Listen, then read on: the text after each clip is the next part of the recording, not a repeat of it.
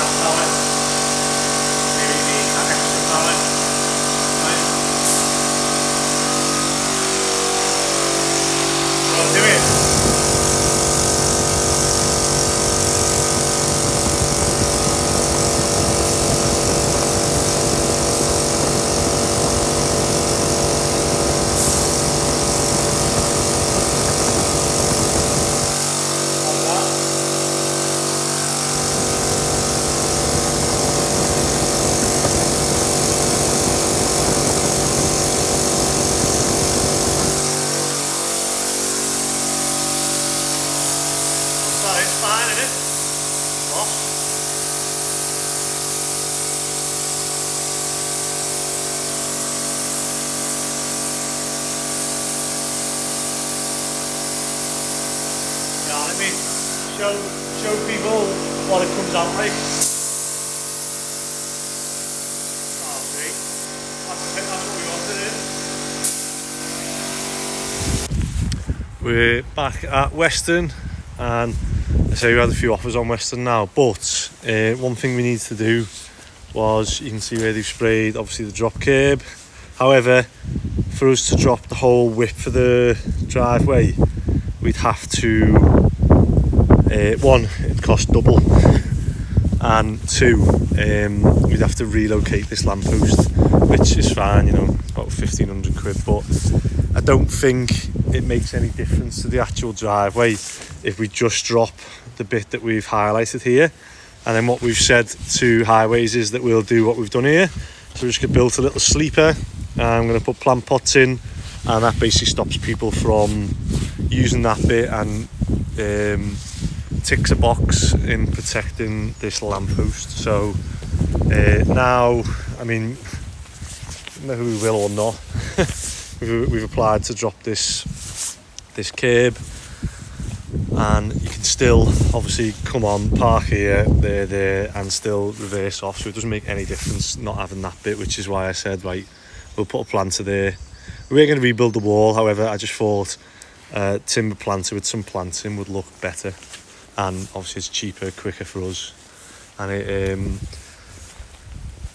you know, if things change in the future, regulations or whatever, someone might be able to just move that and open the drive up if they wanted to drop the curb. Maybe the people who are buying it might go, no, we do want to drop the curb, we're happy to pay to move the lamppost, and in which case they can just lift the planter, put it nice, put it somewhere here. So me and Lewis have just knocked this up, just been to NDL, got the timber, and we are, the planning officer's late. We're meeting one of the planning enforcement officers for Liverpool, who wants to come and check the extension we've done, whether it's within permitted development or whether it needs planning permission. So she's going to come with tape measure, etc., and measure here to the eaves, here to the where it meets the house, and yeah, that's it really. Check that, you know, the materials we've used are the same as the house, which they are. So It'd be good to obviously meet the planning officer, so get random emails from her on most of the jobs we do. So it'd be good to put a face to the name, and hopefully she'll meet me and realise that I'm not some scally builder who's trying to build blocks of flats in people's gardens and stuff, and we are just doing nice family homes, and I'm not as bad as the neighbours are making out on email, but we'll see. I've got the split screen on, so you're not in it. Can't wait. Lewis is next to me here. Don't want to be on YouTube. You don't want to be on YouTube? YouTube famous? So me and Lewis have just been to Weston and built a 10 out of 10 What's 10 out of 10? Deccan planter, which 20 minutes. we could yeah, it took us 20 minutes. We could sell them on eBay, it could be a side business.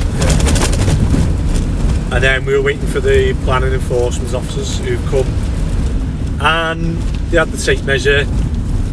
It was quite funny trying to watch them. You went outside, were you? Obviously it was blowing a gale, and they were trying to obviously put the tape measure up 4 metres. And I kept bending over, and I was like, oh, do you want me to help you? So I helped them measure the extension, and they were like, yeah, look, everything's fine. So I knew it was. Obviously I've been doing this for years. I'm not going to build something that isn't permitted development, although one day I might, and I might be brought back and I might be educated that this is why it's not. But I was confident on this one, and they've obviously come out and measured it all, said it's fine. So I've just asked for an email confirmation that they've come out and the measurements are fine, just in case what's happened on one of the other jobs where the solicitors asked for proof that it was being, when the only way to do that was a lawful development certificate. However, if I can send them a email off planning that says, yeah, that's all sound, then that'd suffice as well. But back to student jobs now, and hopefully we don't get any more emails. I did say that to the planning enforcement officer that, you know, as nice as the emails are an offer, hopefully I stop getting them, because it means I'm doing everything right. Otherwise, if we're continuously getting emails off planning enforcement, it's must be doing something wrong. Although I imagine the next ones will be getting it off the yard.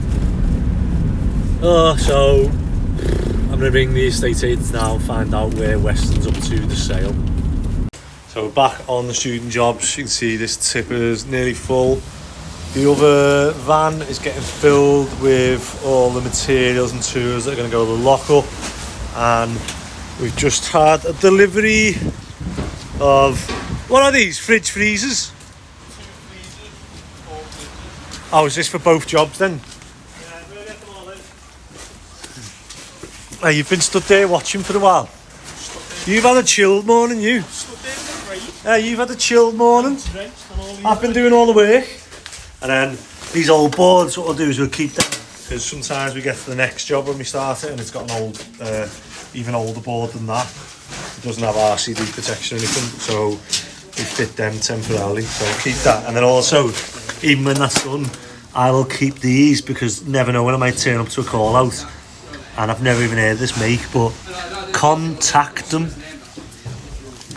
Never heard them, but you know, might turn up to a call out that needs a fit if you want one of them. And we're clearing this floor we've got the flooring here and underlay, and the lads have been self-levelling some of the bits that needed it. So we just need to clear everything out of here now so that we can get this one done. So we just want to unbox them, the ones that are on here, and we can get rid of the cardboard and that then. Yeah, I need to get a squiggle off him, tell him he's on YouTube. Needs to sign a waiver. What was that noise then? Wow. Don't swear. It's all over You're gonna have to go and get some buckets of water. We're gonna have to proper rinse this off. At least it's emulsion. I was thinking it was gloss. Why have we brought him? So this is in 59 now. You've got everything in. Washing machine, dishwasher, oven, so you just your fridges and freezers. So those ones you've got now, we can just extend them there. I reckon that'd look better than having the big, or unless you want the big American one, it's up to you. But if you've got them there, it'd only be a case of putting some end panels off Mike and then bringing the worktop this way. But I think that'd look better rather than the unless you want the fridge freezer to like section off the kitchen, you know, having like a tall one there. So let us know. So this one's 78. That one's all skirting art, just needs caulking in the skirting boards, painting, doors painting. Yeah, and then we've got the door trims. I need to get some more actually. Clean that window. And then